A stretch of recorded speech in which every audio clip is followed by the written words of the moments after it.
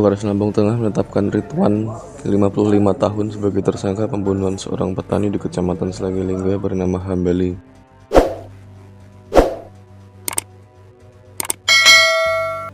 Ridwan ditangkap setelah melakukan penganiayaan kepada Hambali menggunakan pisau laduk karena permasalahan batas tanah.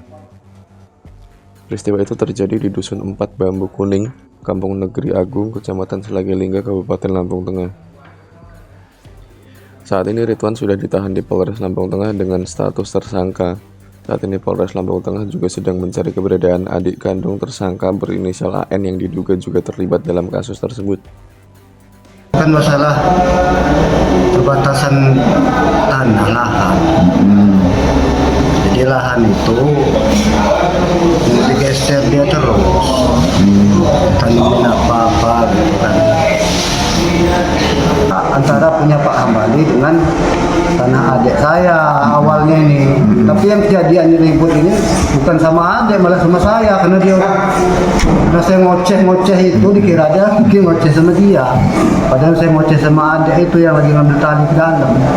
Bahwa di sini korban inisial H itu didatangi oleh saudara A, yang mana saudara A mendatangi rumah saudara korban terkait dengan adanya cekcok mengenai tapal batas tanah, yang mana setelah terjadi cekcok tersebut saudara A beserta dengan korban pergi menuju kakak dari saudara A itu ke saudara R, dan mereka berdua langsung menuju TKP di mana terjadi cekcok mengenai tapal batas tanah tersebut. Dan setelah pada pukul 4 sore itu pada tanggal 2 Maret 2025, saudara korban kembali dengan adanya luka di sebelah kiri bagian perut dan ditemukan oleh istrinya.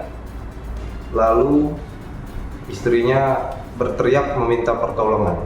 Untuk saat ini kami sudah melakukan penangkapan terhadap satu tersangka, itu inisial H, yang mana dia merupakan warga Slagelingga, dan barang bukti yang sudah kami amankan itu berupa satu senjata tajam, itu berupa badik.